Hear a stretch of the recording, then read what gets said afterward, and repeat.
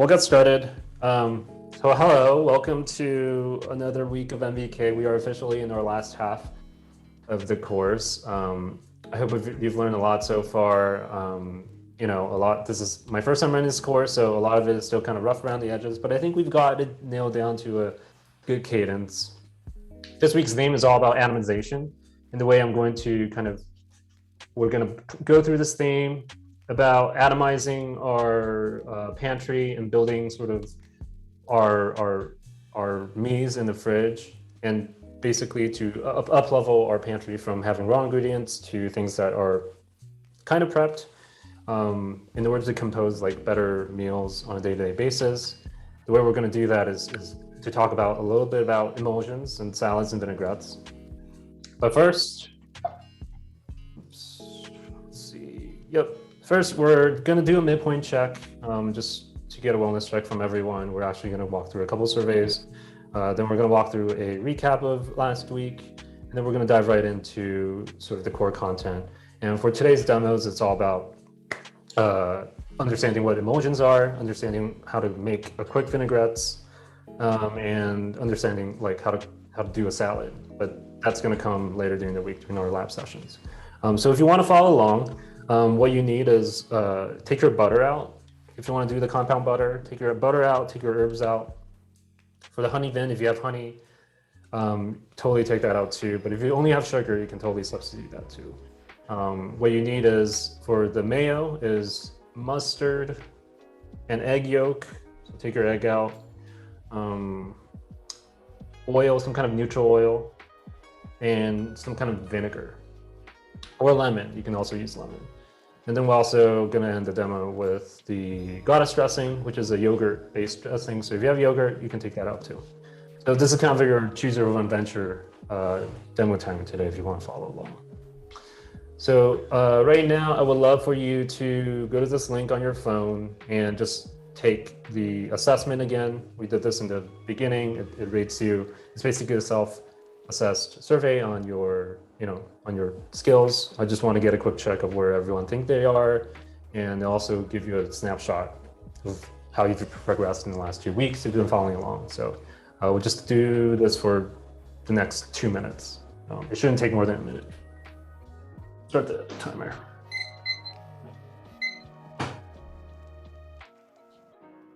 Oh, sorry, where did we get the link? The link is on the screen. It's this bit.ly link. I don't see the screen. It's the URL. You don't see my shared screen? No, I don't. Robert, does that mean, is it because I'm highlighted? Remove spotlight. Do you see it now? Oh, let me see. Oh, maybe it is. Oh, switch to turn content. Okay, I see it now. Thanks. Yeah. No, it wouldn't have been that. Okay. So I should put my spotlight back on. Yeah.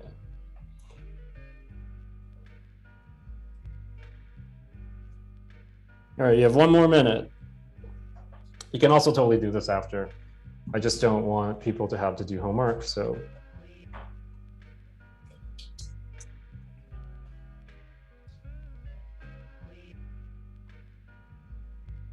And hopefully, you'll see your scale on those 5 parameters move. You've been following along the content. If you haven't, then we should talk.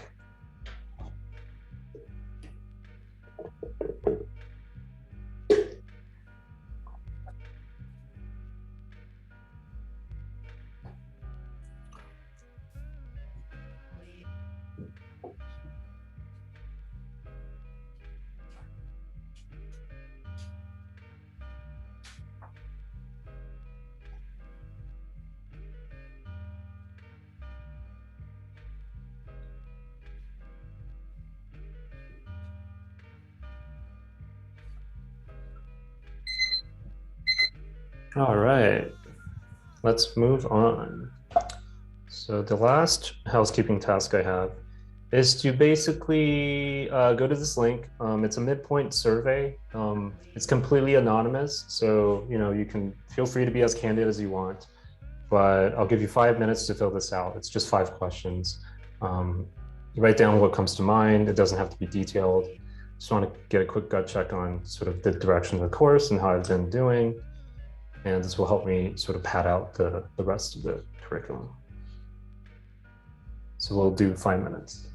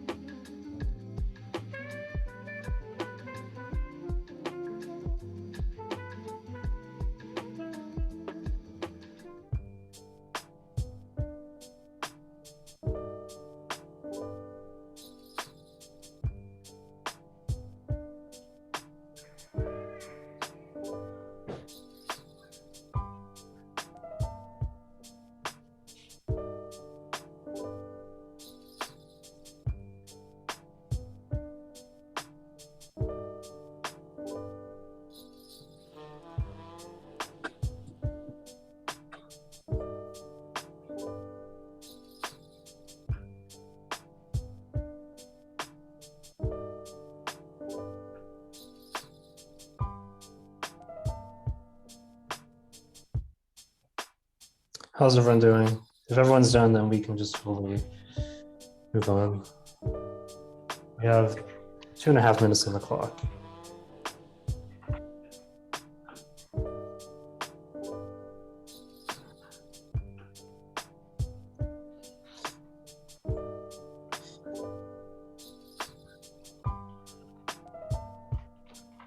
Lisa, I totally feel you on that. I feel like I shot our collective foot by doing this on Sunday. I got up at 6:30, I think. I've never been this tired on a weekend. It's okay. I'm not looking for thoughtful. I think I'm looking for a quick, gut, almost reaction.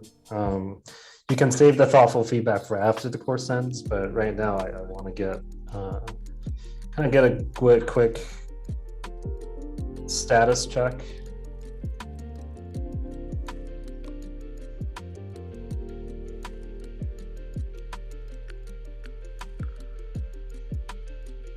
Cool.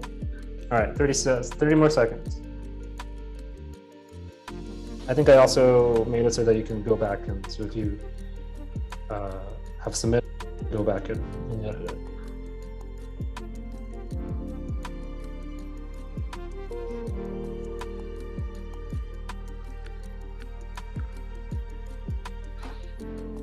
All right, let us get started.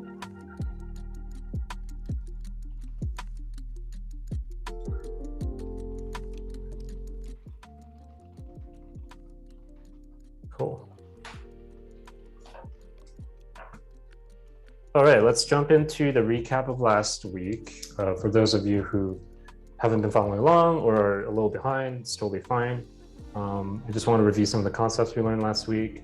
So with the chicken schnitzel, we did a little bit of exploration into shallow frying, and deep frying is mostly the same, except you're just using a lot more oil. We learned how to set up our dredging station, breading station using the to-go containers, which I think is a pretty cool way to sort of incorporate the system. We also learned about pan roasting, which is, you searing for that texture on the king oyster or the chicken skin to get it really nice and crispy and browned. And then we finished cooking it in the oven. And we also dove right into chicken fabrication as an exercise for our knife skills, improving our knife skills by breaking down whole chicken. Some of you have said to me that you found it intimidating, but now you feel comfortable doing it. And it's a way to use up the whole. It's a way for me to demonstrate that you can use every part of it. And in the case of making chicken stock, it's really super important to start with a raw carcass. And we also learned how to tenderize with our knife. Slicing it really thin and then just beating it back and sort of making indents with the sort of back spine of the knife. We also learned about wet and dry brining. So, it brings out and it seasons proteins and mushrooms from within. And happy to report to McKay that actually you can totally dry brine mushrooms, and it will actually, the brine solution will actually penetrate the mushrooms, and it really made it super tender. And it seasoned it from inside really well. And the last one, the biggest takeaway is, having stock, especially homemade stock, is really important. It's a really important backbone of a resilient pantry. With stock, you can make sauces, like we did for the risotto, and also it's a cooking liquid for the grain too, right? And for the schnitzel, we made gravy with that stock, and it accentuates the sauce that otherwise would be kind of bland if you just use water. And I really encourage you to experiment, look into stocks from other cuisines, like make dashi, if you have an Asian market near you, get some kombu, get some katsuobushi, make dashi. Dashi is probably the easiest stock like a beginner can make. It takes like an hour at most. There's no 2 hours of simmering. You can also make anchovy stock, which is a staple in Korean cuisine. And if you haven't done anything with your corn stock, definitely make corn stock. It's one of those things you didn't realize you could make, but it's super easy if you have just corn lying around. So a little bit of signposting. Where are we? We are now in the third week. The theme is atomization because I want us to start thinking in terms of finished components instead of just one meal at a time. It's going to stop being a little recipe based, and we'll talk a little bit about that for our lab sessions and how that feeds into this theme of atomizing your pantry. We're talking about emulsions and vinaigrettes and salads today. We're also going to do a bit of fish fabrication on Thursday. This is a little bit more advanced, but I've gotten some feedback from class saying, they feel intimidated by seafood. So we'll just do that as a demo on Thursday. And we're also going to start to learn about pickling and fermentation on Tuesday as our side project. And it's also a good way to demonstrate what I mean by atomizing your pantry. So let's jump into our main topic today, which is an emulsion. It's a very important concept, especially in the culinary arts. An emulsion is basically a mixture of two liquids that would ordinarily not mix together. So like oil and vinegar. And you definitely see this already. Sometimes when you have a vinaigrette that sits in your salad dressing that sits in your fridge for too long, you start to see the layers separate. And that's because oil is lighter than water, and so the vinegar part kind of settles, and then the oil part kind of floats to the top, right? And an emulsion is basically a way to combine the liquid together so it doesn't kind of break or split like that. There are two primary types of emulsions. One is temporary, which is an emulsion that's binded just by sheer force. So if you think about a simple vinaigrette that you make, it's just you're whisking it really heavily together, and it just kind of binds together by sheer force. But eventually, it's a temporary emulsion because eventually it'll split, it'll break. You also have something called a permanent emulsion, which is an emulsion that is stable. So think about mayonnaise. Mayonnaise, if it's shelf stable from the container you buy at the store, it doesn't split, and that's because it's a permanent emulsion. And there's also something called a semi-temporary or a semi-permanent emulsion, which is like it'll be stable for like a few hours, and we'll actually make an emulsion that's temporary on Tuesday. We're going to demonstrate hollandaise sauce. So hollandaise is notorious for being a semi-permanent emulsion, but eventually it'll separate because you have to keep it at a certain temperature, otherwise it'll split. So the way you make a permanent emulsion is to use an emulsifying agent. And one of the most common ones, or the first two, you have the egg yolk, which is rich in this compound called lecithin. And lecithin is a very effective ordinary emulsifier. You also have Dijon mustard. Mustard seeds also contain emulsifier. And then you have more food additives, which are, the third one is, I think, agar, which is extracted from like red seaweed, red algae. You also have guar gum, which is made from a plant seed. So emulsifying agent basically helps suspend the water and the oil together in a single solution.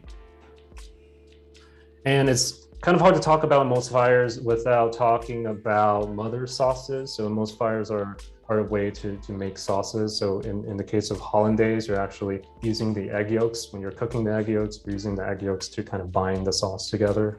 A lot of these other sauces aren't necessarily emulsified, they are just thickened. So there's a difference. Like when we made the roux for the gravy by combining the butter and the flour, that's actually a thickener. And it thickens the sauce, right? Because we added stock to it, which is primarily water. There's not really a lot of oil on it. But when we sort of whisked the butter at the end of the risotto, we're actually trying to emulsify the butter with the starchy sauce of the risotto. So there's a lot going on here. I just want to introduce you to kind of, in terms of like in French cuisine, mother sauces are kind of the foundational sauces. So, you know, bechamel is one. I'm sure you're familiar with that. Or even brunch, you know, on gravy or on biscuits, usually you would put a little bechamel on it. Hollandaise sauce is used on, you know, eggs benedict. You have velouté sauce, which is a white sauce that's made from veal stock. You have espagnole, which is also a brown stock made with mostly tomatoes. And you also have tomate, which is, you know, an Italian influence sauce that's kind of like your pasta sauce. So a sister kind of concept to sauces is the idea of vinaigrettes, and vinaigrettes are basically a salad dressing. They typically have oil, vinegar, and seasonings, and you can use it on salads or proteins. You know, if you think about like a chimichurri sauce, that's used on proteins, and I would consider that a vinaigrette because it has vinegar, it has oil, and has seasonings with, you know, herbs and pepper and salt. So what is the composition of vinaigrette? How do you make a vinaigrette? Simple ingredients, simple components. There are really only 4 components here. You of course have the fat. The fat is what carries the flavor. The fat is what gives it body. You have the vinaigrette, you have the vinegar or the citric juice to lend a bit of acidity to a vinaigrette. So if the vinaigrette is flat, it's more saucy. You could totally make a sauce from a vinaigrette from like a sauce by adding just more juice to it, a little bit more fluidity to it. And sometimes if you want to emulsify the vinaigrette, you add an emulsifier. So that'll be like Dijon mustard or egg yolk is a common one. And then you also have seasoning, right? You can add herbs to it. You could add chopped shallots to it. Tons of variation here. And the general rule of thumb here, the equation kind of to remember is 3 parts oil to 1 part vinegar whenever you start with a basic vinaigrette. But it's not a hard and fast rule. Sometimes if the vinegar is not too acidic, then maybe you want to hold off on the oil because the oil is supposed to help balance out sort of the acidity of the vinaigrette. So it's really, you start to develop a sense for whether you should put more oil or put more vinegar. And vinaigrettes are infinitely customizable. I think this is where you can start getting creative once you know the basic rule of thumb of like what is the composition of vinaigrette. So you can make things like lemon, these are some of the common ones, red wine vinegar, vinaigrette made from red wine vinegar, obviously, honey vin, pomegranate, sesame miso, Dijon, mignonette that you use on oysters is a vinaigrette made from shallots and lemon and vinegar and oil, balsamic. You can also put chopped herbs in it to season it. So they're really the sky's the limit here. And to jump into kind of what we're going to use the vinaigrettes for, it's obviously for a salad. And sort of technically, a salad is just a single food that consists of a mixture of foods like held together by a dressing, right? And it's a very broad definition. But the chief, composition of a salad is made from 4 components loosely. It's not a hard and fast rule. Obviously, there's a ton of different salads out there, but in general, you want a base, which is like a leafy vegetable. And then you have the body, which is anything from like cooked vegetables to meats to beans to eggs to pasta, cheeses, fruits, bread, grains.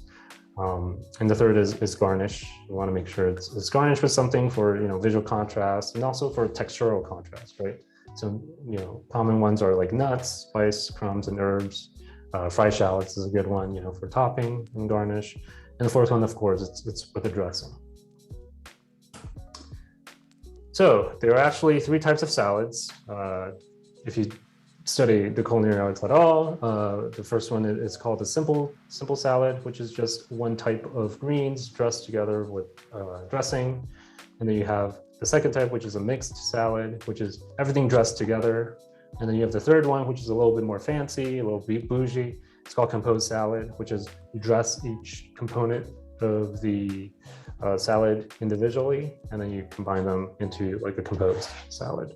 And so a classic one would be like a niçoise salad, which we'll do on Tuesday, but it's not strictly a niçoise because I want you to like customize and personalize and make it your own. So today we are going to do 4 demos. So this is a good time for you to get your Mies out if you're following. Yes. Can I get a quick check from the room to see if anyone's following? Just so I know how to do the pacing.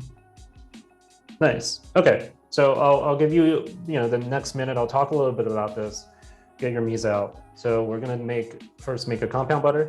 So your butter should be at room temp. It should be soft for you, enough to whip. And you'll also need salt and herbs and honestly, any herbs that you want. If you have some that are going bad, the compound butter is a really great way to use up all your herbs. The second demo is going to be a honey vinaigrette. You don't have to use honey. I just want to show you how to make a temporary emulsion, a simple vinaigrette. So we'll use honey, we'll use white wine vinegar, we'll use salt, we'll use pepper. That's it. The third one, we're going to make a mayo. I'm going to show you how easy it is to whip up your own mayo. You'll need an egg yolk, so get your egg out. You'll need Dijon mustard. You don't necessarily need a Dijon mustard, but the Dijon mustard in combination with the egg yolk actually acts as, it's just safety, because if you want to make a lot of mayo, you need the emulsifying agent needs to be equal parts. Otherwise, it's going to break if you add too much oil and you only have 1 egg yolk. So get Dijon mustard. Any kind of mustard would work, actually. I just choose to use Dijon. And also take out your vinegars, any vinegars you have. You don't have to use a white wine then. You can use rice vinegar, balsamic even. And you can also use lemon if you don't have vinegars. And for the fourth one, I'm going to show you how to make a yogurt-based dressing. I think yogurt is a really great way to kind of kickstart any dressing, just because it's pretty stable and it keeps forever in the fridge. So having that in itself is a very important component of having the ability to make different sauces from day to day. Okay. I'll talk a little bit about what's going on this week. in our lab sessions. We're gonna make a salad miso on Tuesday.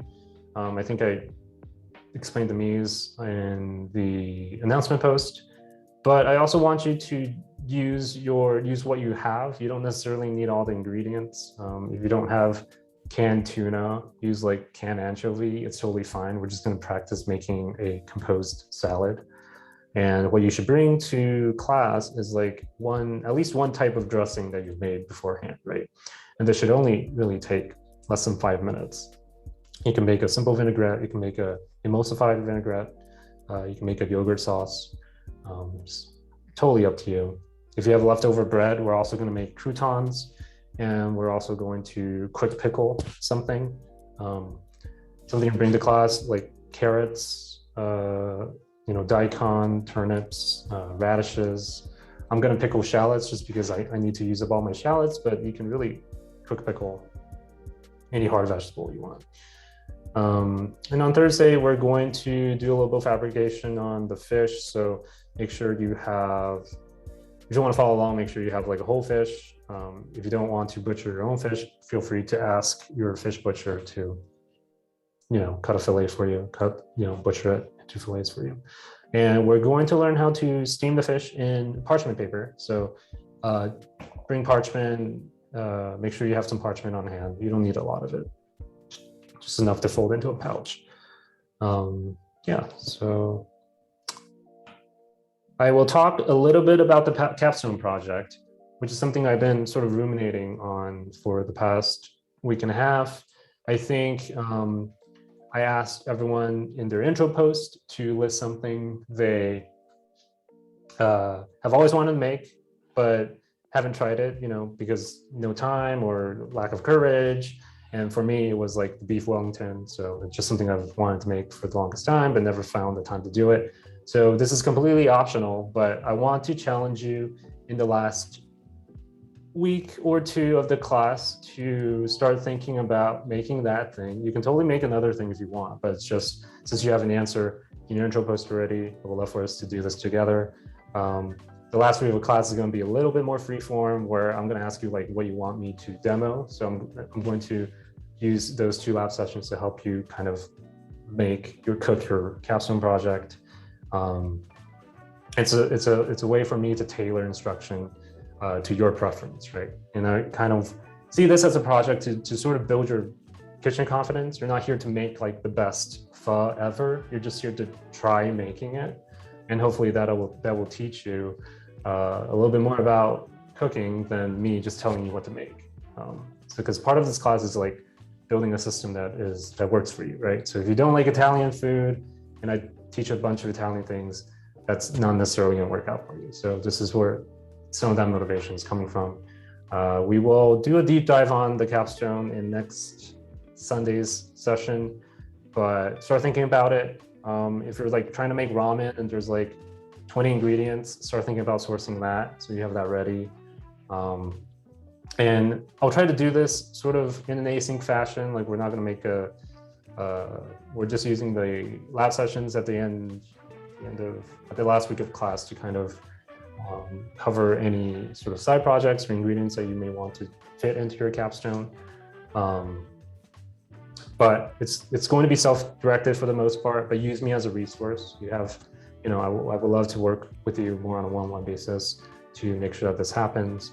And I'll send out a post on Circle probably later this week to ask people if this is something they want to commit to, just so I can get a head count and see if we have enough interest to make this a thing. Cool. So before we jump into the demo, any questions? Yeah, we have one in the chat. Yes. What are the vegetarian alternatives for this week? I unfortunately am falling behind on that particular front. So for the salad, obviously, just leave out, if you're vegetarian, leave out like the anchovies or something. Like you can make a bread salad. I want you to be a little bit more creative about think about like what you like to eat in the salad and get those ingredients. So the Tuesday is not a problem. For Thursday, for steaming, I think I need a little bit more time. I'll post about what I think a good vegetarian option is for Thursday, closer to Thursday. but you could, in terms of steaming, I'm trying to think of like, you could totally steam like sweet potato, right? I think steamed sweet potato is like the best way to eat it. So you could totally do that. It might look a little weird and not as fun, but you can also try to get like vegan versions of like a fish or a duck, maybe. You can see that in the Chinese supermarket. They have like a whole section of like vegan options made out of gluten. So maybe try that. I saw a really cool Instagram post of a recipe of like vegan drumsticks that you like use vegans like gluten strips and you wrap it in a drumstick, and you could totally steam that in the parchment too. Thursday is also going to be, choose your own adventure. Like you could choose fish or that gluten option. And the vegetables is going to be whatever you have in your fridge, right? So if you have mushrooms you want to use up, carrots you want to use up, bring that to class and we'll steam it together with the fish. Cool. Any other question? All right, let us jump to the demo.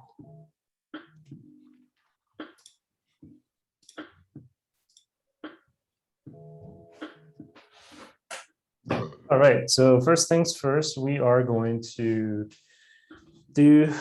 make the compound butter. So you need a plastic film if you have plastic food wrap. I have a whole roll of restaurant kind of bulk plastic film here. It's probably one of my most used items in the kitchen. And then you have your room temperature butter. Oops. And you have the herbs that you want to use, right? So for compound butter, it's called compound butter because you're mixing ingredients in the butter, but mostly it's made from herbs. It's just to lend a more herbaceous flavor profile to your butter. It's a good way to use up any any herbs that are going bad. If you see like your parsley's wilting or your chives aren't looking as fresh as they are, putting them in butter is like a good way to preserve them, and they last forever in the fridge. So I'm just gonna pick some parsley here, or not parsley, rosemary. Yeah, it's rosemary. All right, a couple of things. Yep. You lost your music in the background, but also Tiffany asks if you have any tips. What's the best way to get leaves off the thyme quickly? Yeah, it's basically what I'm doing now. Is the music back? Let's go check. Yes. All right. So quickest way. I actually think I have time here. I'll show you exactly how to do it. And should we be washing our herbs first? No, you don't wash herbs. Well, not never, but in general, you don't want your herbs to get wet. They're usually like semi-washed. If you see dirt on it, definitely wash it. But for like hard herbs, I wouldn't wash it necessarily because they go bad really fast if you expose them, if you wash them. For something like cilantro, usually you have a little dirt on it, so I would definitely wash it. But the important thing is to dry it. So if you use a lot of like soft herbs, green herbs, I would definitely put them in the salad spinner, spin it really, really dry, and keep them in a paper towel wrapped container. So for thyme, the quickest way to pick thyme is to just hold it from the tip and then use your pinch the stem and then just kind of work your way down, right? And it's easier if your stem is a little thicker, but the idea is to kind of strip from the top down. And you can see it's easier to do with the rosemary where the stem is a little thicker. So then it doesn't kind of pull. So you can see you're just kind of pulling it. And it'll come all the way down. Soft herbs is a little harder, but soft herbs you don't have to be too precise because you can chop up a little as long as it's not like the main stem. You can chop up the kind of connecting stems just fine. So yeah, see, some of my rosemary here is going bad, so this is a great way to kind of save your ingredients if you don't have like a robust compost system.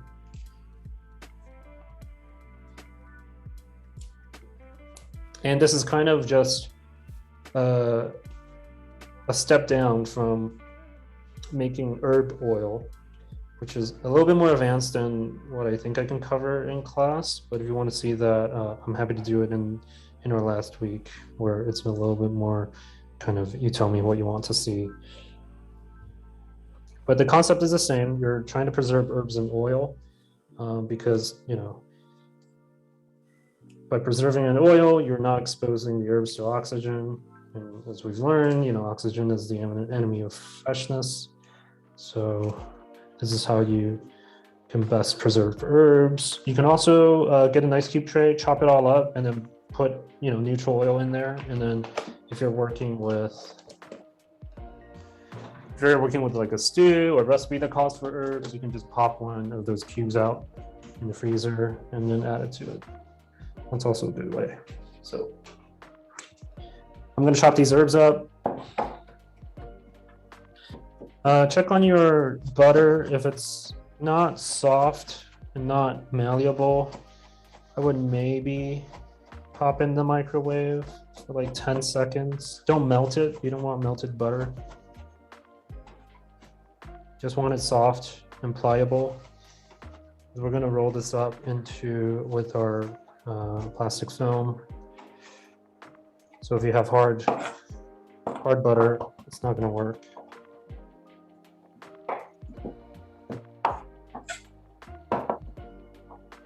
And you know, it doesn't have to be too fine. Depends on what kind of herb butter you want to make. So I tend to use unsalted butter for herb butter because I use it kind of as a, you know, for basting, like how we basted our chicken. On Thursday, I usually use my compound butter for that.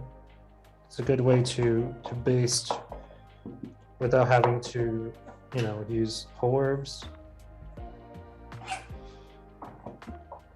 Obviously, you wouldn't cook on high heat with your compound butter because the herbs are going to burn, the butter is going to burn.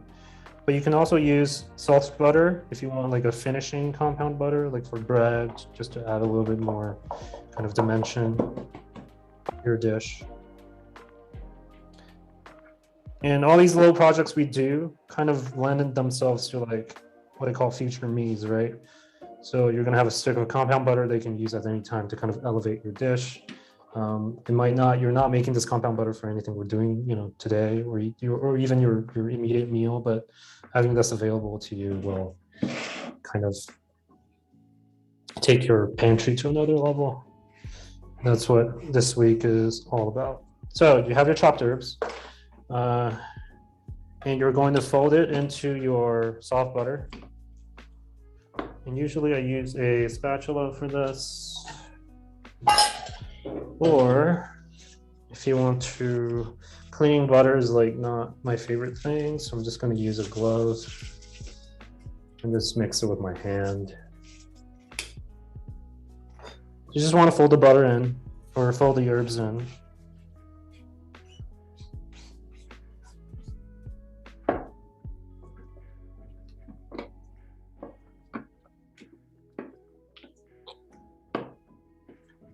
And if you're a cool trick about working with room temp butter is like if your butter ever splits or gets too soft, you can whip it over an ice bath and it'll kind of come together as butter again.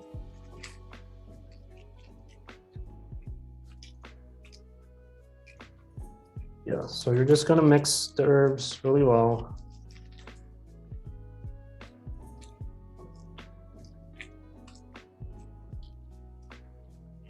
Generally, like butter can take a lot of herbs, so feel free to chop up more herbs than you think you need.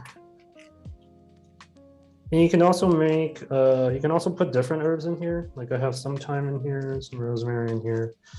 You can put parsley in here, you can put chives. Go crazy. Okay, now I have my mixed butter. You're going to take the plastic film. I'm just going to Get a long piece of your cutting board. You're gonna take your bench scraper, the ever handy bench scraper, and you're just gonna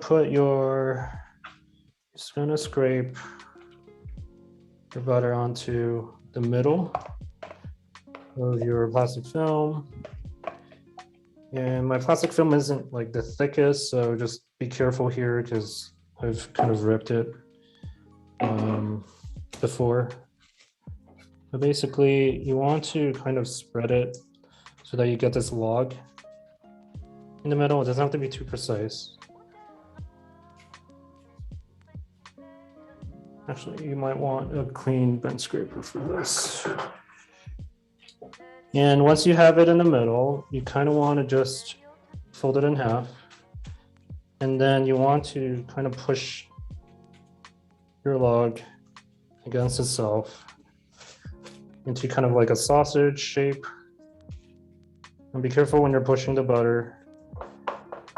You can use a bench scraper to kind of get some of the residual butter from the outside into this log shape.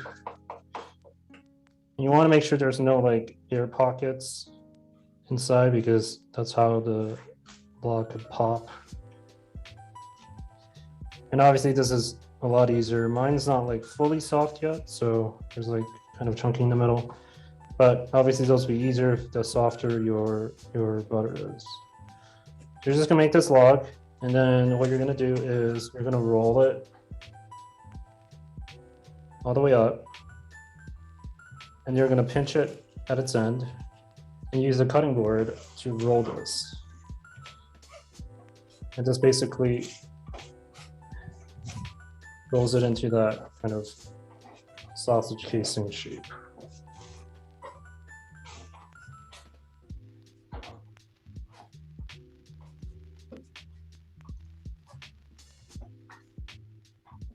Kind of the trick is to kind of like press down with your thumbs where you're pinching it, and then it kind of rolls, starts to roll into the cutting board.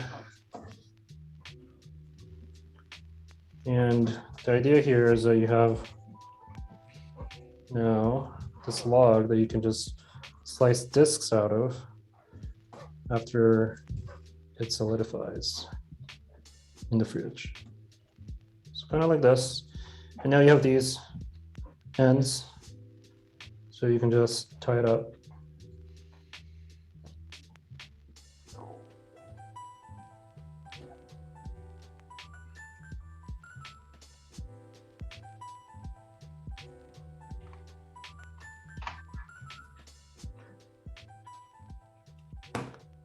So now you have this log, it's tied up on both ends, and then just snip it off on both ends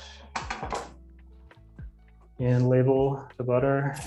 I usually make sure I label the butter, I put the label on it at the end of one end, because when you're using it, you're just gonna kind of slice discs, right?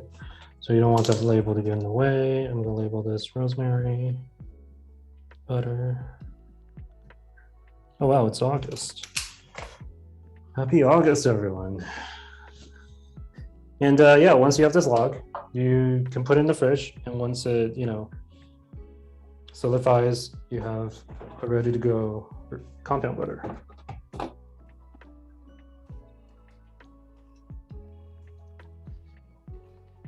How's everyone doing?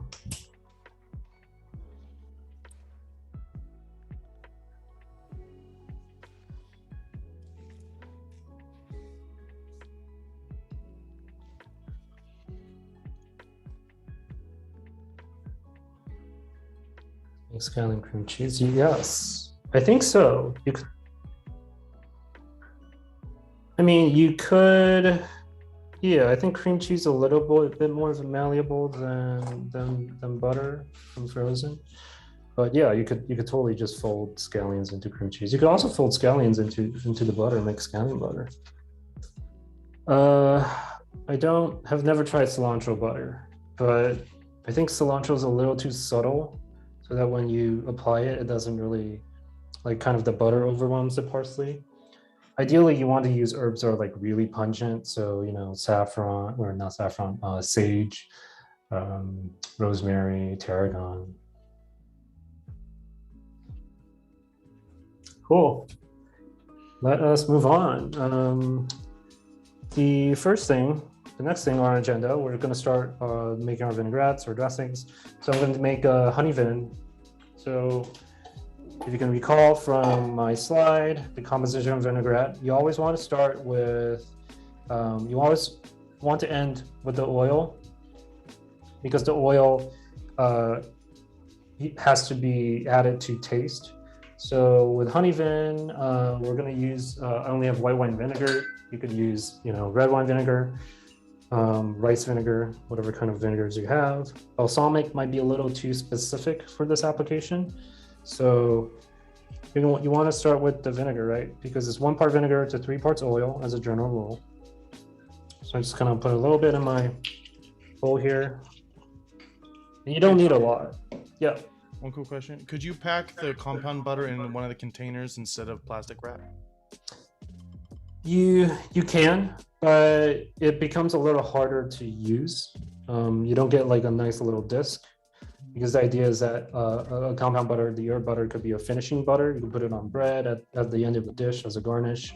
Obviously, you don't get that kind of convenient shape and format for you to use in a container, but you could totally do it.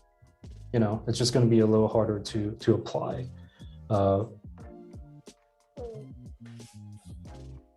Okay, so honey vin obviously has honey in it, so I'm just going to add a good drizzle of honey. And since this is a temporary emulsion, we are not going to add emulsifier. Okay, I'm going to put my honey in the microwave for a second because it's like really thick.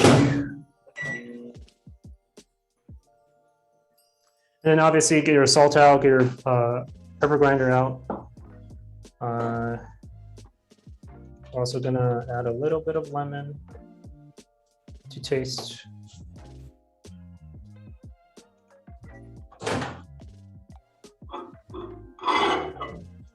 Whew, still it's hot.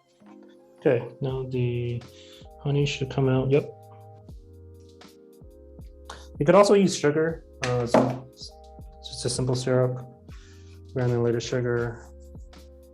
Add a little bit of salt, a little bit of pepper. You could also do this step at the end.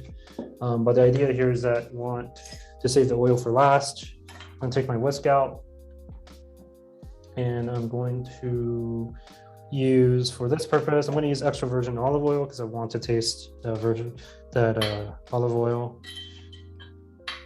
And to make it easier to whisk, I usually take a little paper towel or a kitchen towel. You just want to wet it and make a little, wrap your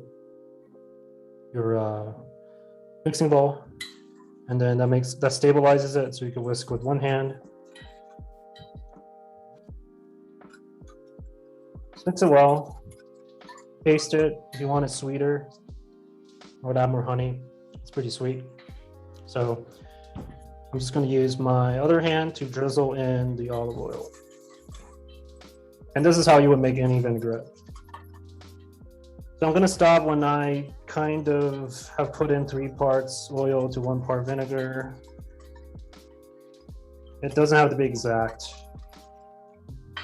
But the idea here is that you should add enough to where the oil balances out the acidity, but not so much where it leaves you with like a greasy aftertaste. So I'm going to taste it. I use more salt.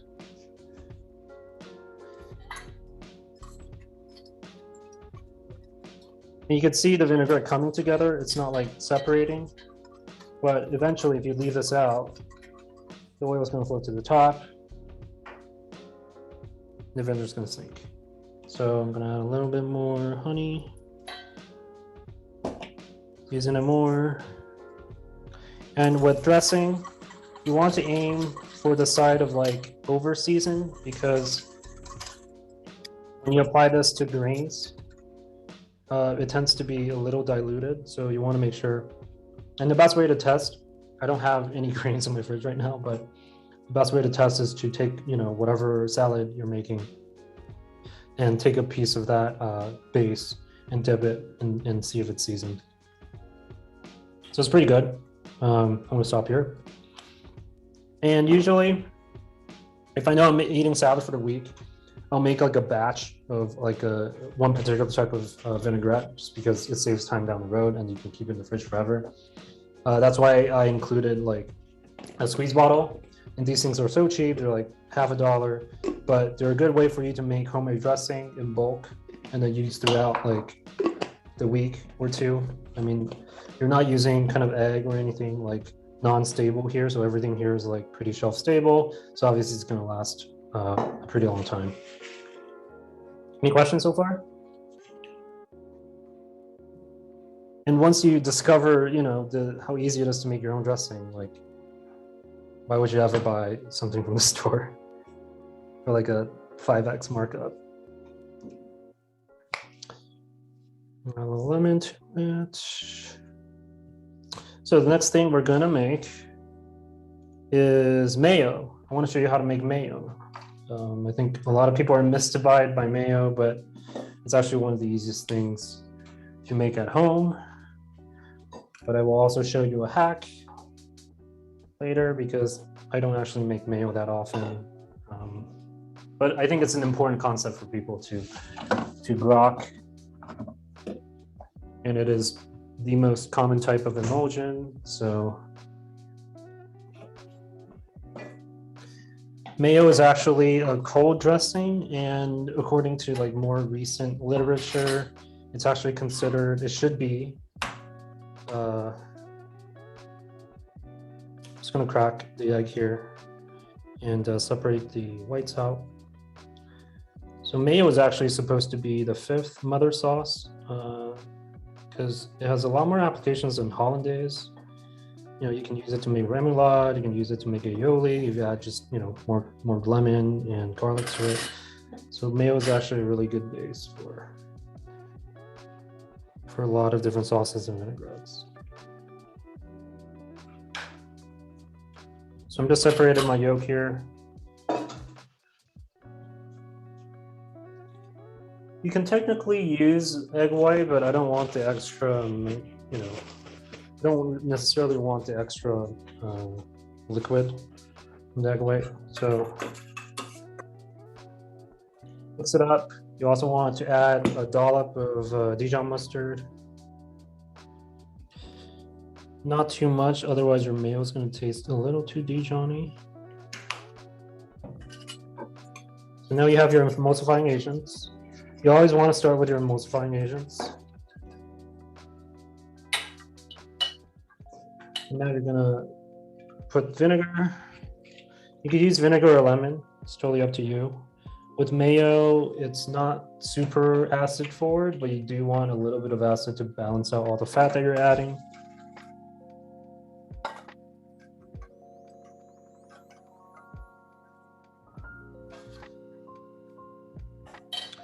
So now you're going to do the same thing. Get a paper towel or a wet towel, stabilize your mixing bowl, and you're going to use neutral oil this time because I don't want to taste olive oil in my mayo. So same thing. You're going to slowly, this is the important part, you want to slowly add oil. If you add too much at one time, it's going to break. And you can already see it like emulsifying already, right? You get this, you drizzle the oil and then you see the droplets, but then as you whisk, you see it kind of basically forming pretty opaque, mayo-y looking texture.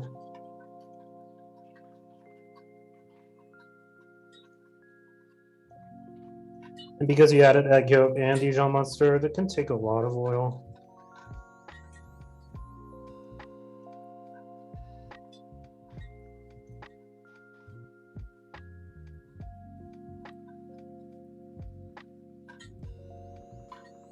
And once it thickens up, this is where I would start to think about seasoning, taste it, see if it needs more oil, see if it needs more acidity. You can see it coming together, right? It's still a little loose. This is like a vinaigrette consistency. It's not necessarily mayo. So I'm gonna add a little bit more vinegar.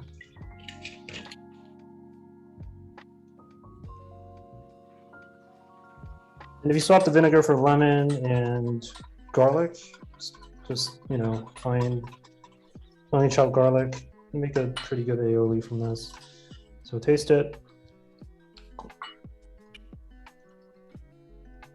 If you ever had store-bought mayo and compare it to like homemade mayo, it's a huge difference. I'm gonna add some pepper at this point. Or salt. Needs a lot of salt.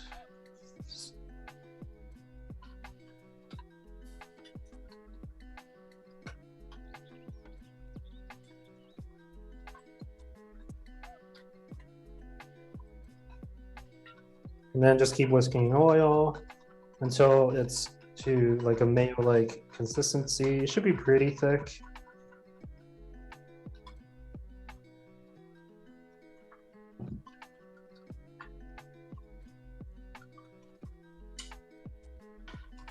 We're almost there. Still a little loose.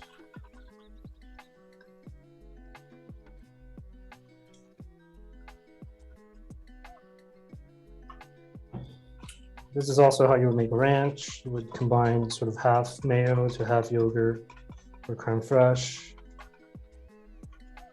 But just to show you, like, emulsion is just mostly fat, so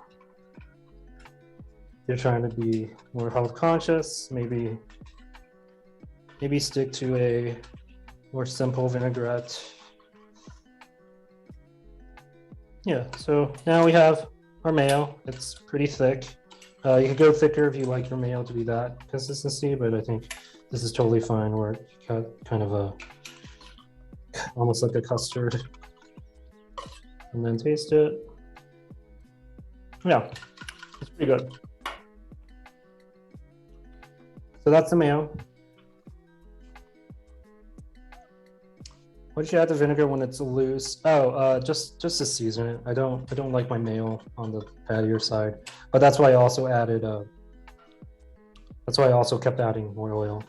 Vinegar will loosen it up, and usually when you have seasoned it right and you still find it a little maybe over whisked oil inside, I would add a little bit, just a splash of cold water. And it's also how you could fix a sauce. You could fix a broken emulsion. Is if you just start with another bowl, start with a little bit of the broken emulsion, add a little bit of water, and then just slowly whisk the whole thing back. A lot of people break their hollandaise when they first learn how to make it. So cold water, ice cold water is a good way for you to fix a broken emulsion. But yeah, it's pretty good mayo.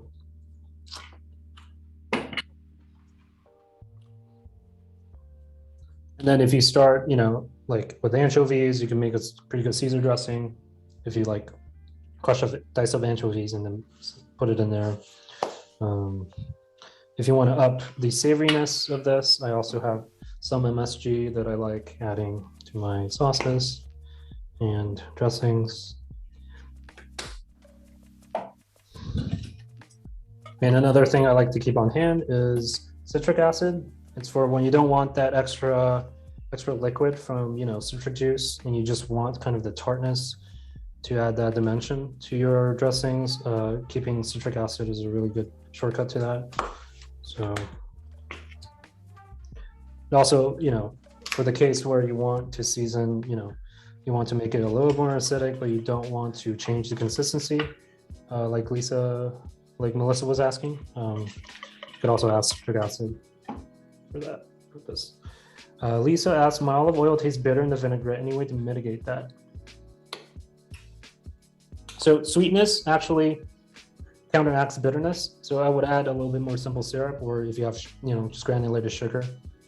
Sugar and salt does not dissolve in oil. So what you want to do is you want to dissolve it. You want to make sure you have some vinegar in there for the salt and sugar to dissolve. But usually olive oil, you don't want to agitate too much, because if you've ever had blended olive oil, it starts to taste bitter. So that's just a characteristic of extra virgin olive oil you want to watch out for. But yeah, try some sugar in the vinaigrette. It will help brighten it up. Cool. We are doing really good on time. The last part, actually, I will show you why I don't use, I don't really make my own mayo much at home. I use a thing called Kewpie. It's honestly the only mayo that I've found that kind of replicates, that's like 90% the way to a homemade mayo, and just, it saves time. You don't have to break eggs. I keep this around to make like a salad dressing. A very easy salad dressing is like Kewpie mayo with, like, you whisk it to a looser consistency with rice vinegar, and it makes a really good, like, Asian-esque kind of dressing. And the way to, once you have mayo, you could also make it into a vinaigrette by just adding more vinegar to it, so that it's more tart and it's looser, so you could, actually dress your greens rather than just clop. Yeah, they're all kind of interchangeable. Kewpie, it's you can find it at most Japanese or Asian, Chinese supermarkets. And the reason it tastes so good is because they put MSG in there. Cool. Last thing would be the yogurt-based dressing.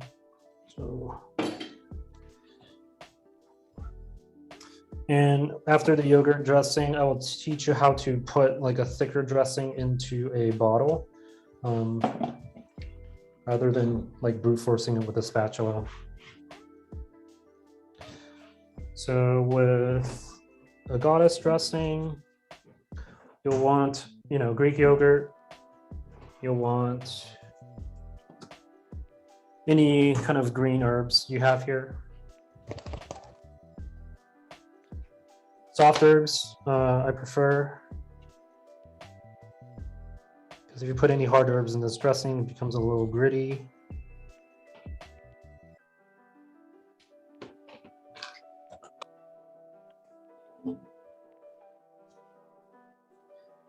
In a lot of Mediterranean cuisine, you also have yogurt as kind of a like loose yogurt as, a sauce by itself. So it's a very versatile ingredient. I usually keep at least, a container of yogurt in the fridge. You just want to finely chop your herbs. If you want to save time, I usually have a little, hand blender that I put it in just to make this easier, and I can just throw a bunch of make my sauces in there that way. If you don't want to whisk your ingredients, it's totally acceptable.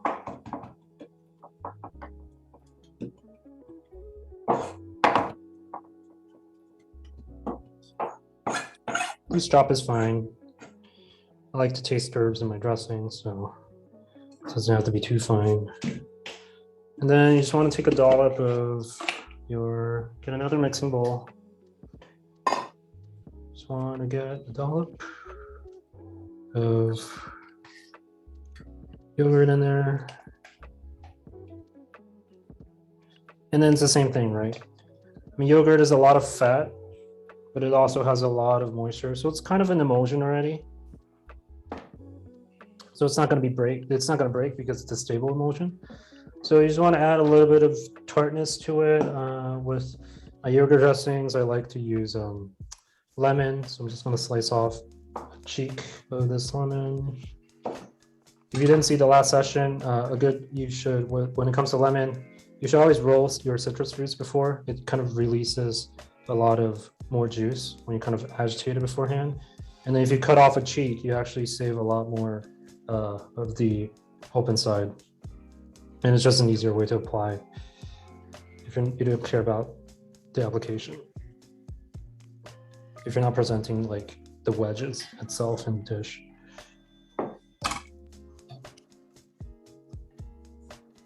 And here's my tiny whisk. No idea.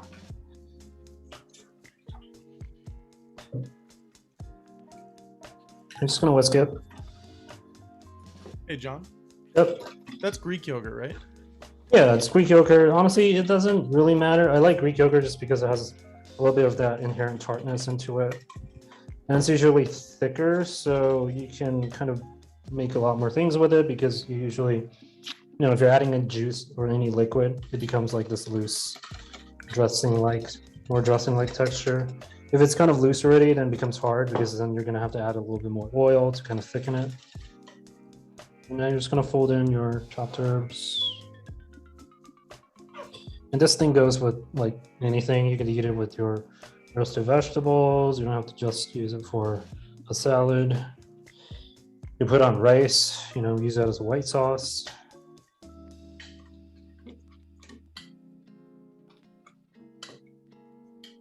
And usually the herbs will like thicken it up. So, adjust, add more water if it's the right acidity.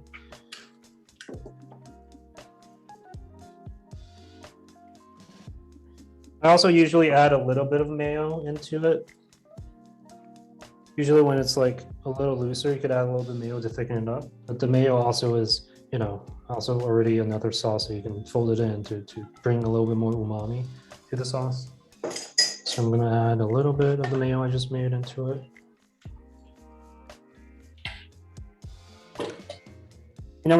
Play with ratios. Usually half and half if you have two bases, but it's honestly to your preference. If you like, I like my dressings to have a lot of zing, so I'll add a ton of lemon juice.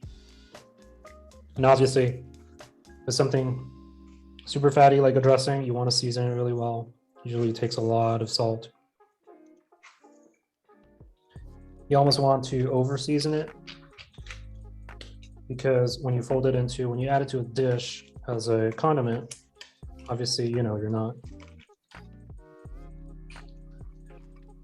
only eating the dressing. So the condiment itself has to season the other foods that you pair it with. So now you have the dressing, and I'm going to show you how to put it into the bottle.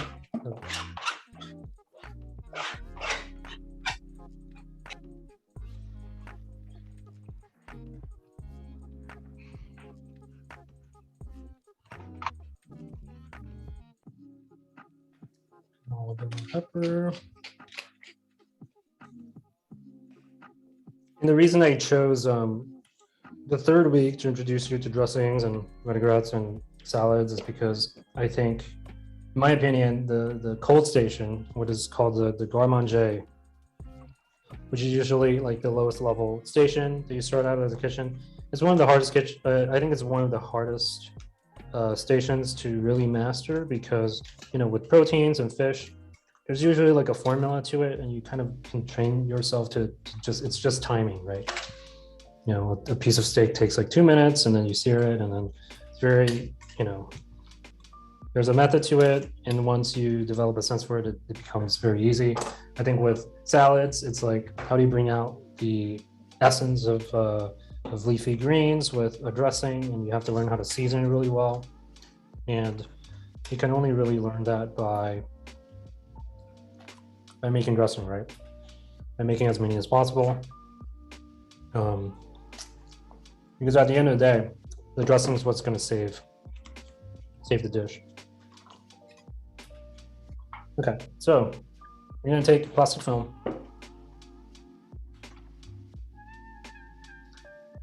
And I'm just going to do, you don't need a ton, but basically you're going to put your dressing in the middle.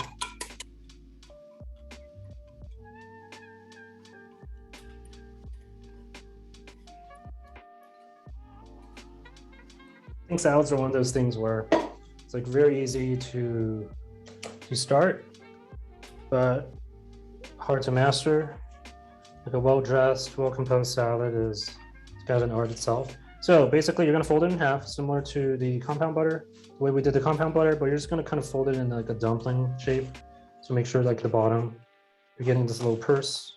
It doesn't have to be precise because you're not, you're not serving this. You're just using this to fill your squeeze bottle. So now that you have this little dumpling shaped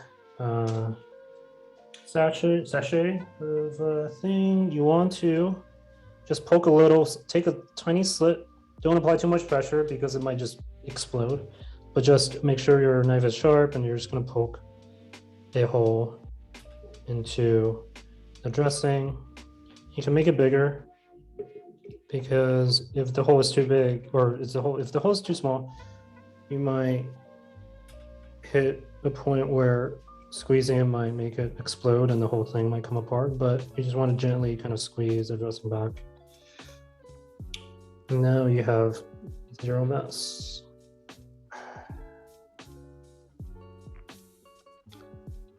At restaurants, we used to do this with like piping bags, but piping bags are expensive and it's like a lot of plastic. So this is a trick I learned to save on, having to use actual piping bags. Yeah. Remember, this is only like a quarter of the bottle, but usually I would make like, 4 times. I would fill this bottle up with the dressing I'm going to use and then just use this. I'll probably keep like 2 or 3 dressings on rotation. Like we just made 4 different dressings, so I'll keep them in 4 different bottles and then use them throughout the week. They'll keep for a few weeks in the fridge. And that's it for today's demos. I'm happy to answer questions for the rest of our session. How did everyone do? For those of you who have never made dressings before, I'd love to hear your thoughts. Was it easy? Was it hard?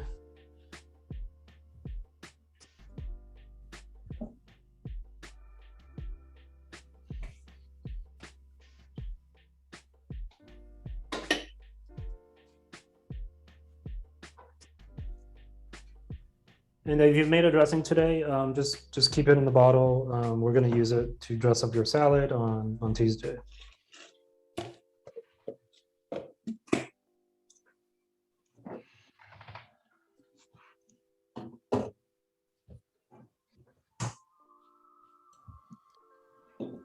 Hey, John. Yep. Brittany's got a question. My mayo is really thin after adding everything in. How do I thicken it? Oil thickens it. So you just need to keep whisking oil into it. And, low and slow. You don't want to add too much. You don't want to add too much at one time because it's going to break. And it's going to break when you see like little coagulated kind of oil droplets all over. That's when your emulsion is broken. And when it's broken, you want to not necessarily, and you want to fix it. You want to start with a fresh bowl, add a little bit more of the emulsifier, and then add a little bit of cold water, and then whisk the rest of that broken sauce in. And it'll usually thicken up again and emulsify. And Tuesday, we are going to A, learn how to poach an egg, and then B, make our hollandaise sauce, because I think that's something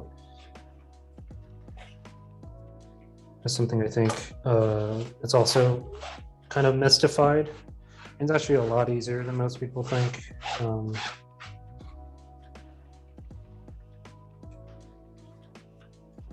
And next time you go to brunch, you'll understand, like,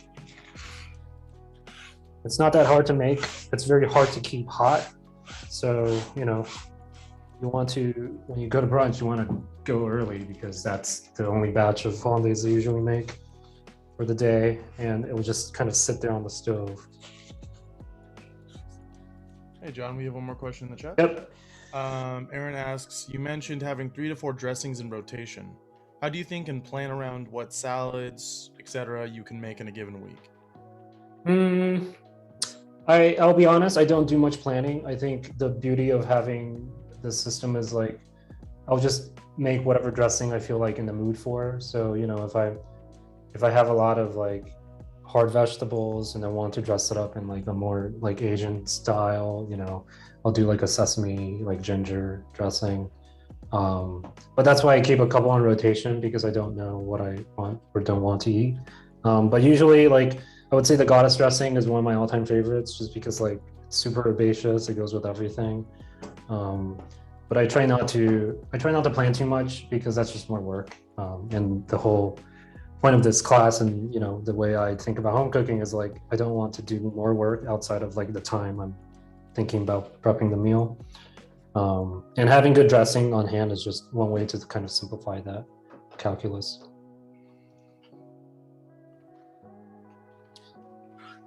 But also, this is why I was explaining why I don't make my own mayo. I just use Kewpie because it's a way for me to kind of bypass having that be part of, you know, the prep. So if I'm feeling lazy, and I'll talk a little bit about like how I think about home cooking in terms of like my own personal psychology next Sunday.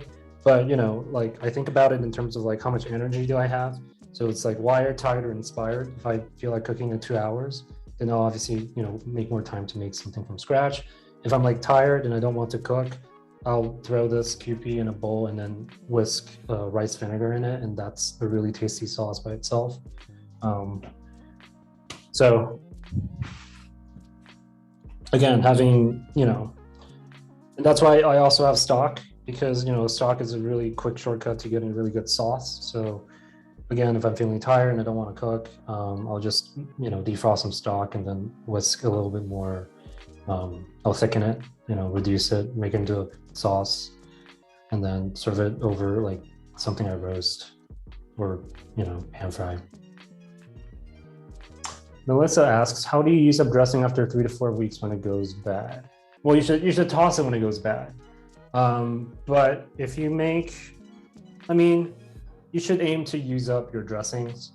I wouldn't keep more than like 2 to 3 at once. Just because, like, as you can see, it's really easy to make dressing, right? If it's taking more than 5 minutes, then you're doing something wrong. You know, when you're making one dressing, make a batch of it so you can use it throughout the week. And then obviously with things like mayo, you can also dress it down, dress it up. And if you want to freshen a particular, you know, vinaigrette, like for the goddess dressing, there's like fresh herbs in here. So I would not keep it more than like 2 weeks at most. Obviously, like taste it to see if it's still good. But with things like mayo, you know, if you want to dress it up, make it into ranch, just add onion powder, garlic powder, fresh chives, you know. But the idea is that you want to keep your staples, and then depending on your mood and how much time you have, you can dress it up if you want. But don't keep too many of these fresh sauces on hand, just because like then you're creating this anxiety around like having to use up your dressing.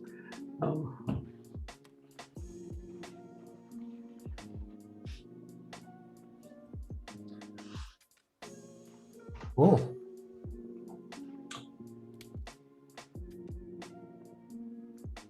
Anything else? Burning questions? How's everyone feeling? Brittany, how are you doing on your mayo?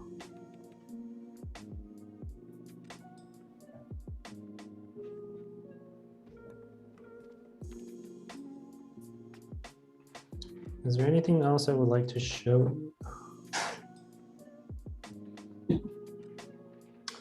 I mean, I will leave with this, which is, you know, you start to see a lot of overlap in ingredients, right? So you don't have to use red wine vinegar. You could use rice vinegar. And then depending on the vinegars you have, that creates a whole different, you know, cuisine profile. So it's once you have, you know, your basic oils, basic vinegars, it becomes very easy to customize, like depending on, you know, if you want a Thai thing, if you have fish sauce, you know, fish sauce, you can make a vinaigrette out of fish sauce. So it's all a matter of like going back to our theme of atomization, just keeping basic pantry staples that are good forever. With vinegars, you could also, we'll learn about pickling on Tuesday. So in general, like vinegars don't really go bad at all, like they'll keep for years. So it's always a good idea to have vinegars. It allows you to once you have the atoms, it allows you to create, you know, on the fly. So you don't have to like think too much. It's like, what can I get with my sandwich? You know, sometimes I'll like want something pickled, and so, you know, I'll spend 5 minutes to quick pickle some shallots to go with my sandwich or something.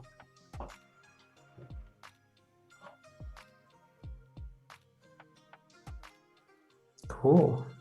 Well, can't wait to see how your dressings turn out. Please continue to post on Show and Tell. And if you haven't sent your responses for the midpoint survey and your self-assessment, please do that. And I'll sort of send out my announcement for the capstone. Hopefully we get some interest. I'm really looking forward to working with you more kind of individually to figure out how we can do that. And it's your way to kind of learn exactly what you want to learn from me, and also, you know, from your own, to develop your own cooking practice. To make food that you actually want to eat, right? So cool. Well, if there's no questions, we will end the session today. See you on Tuesday.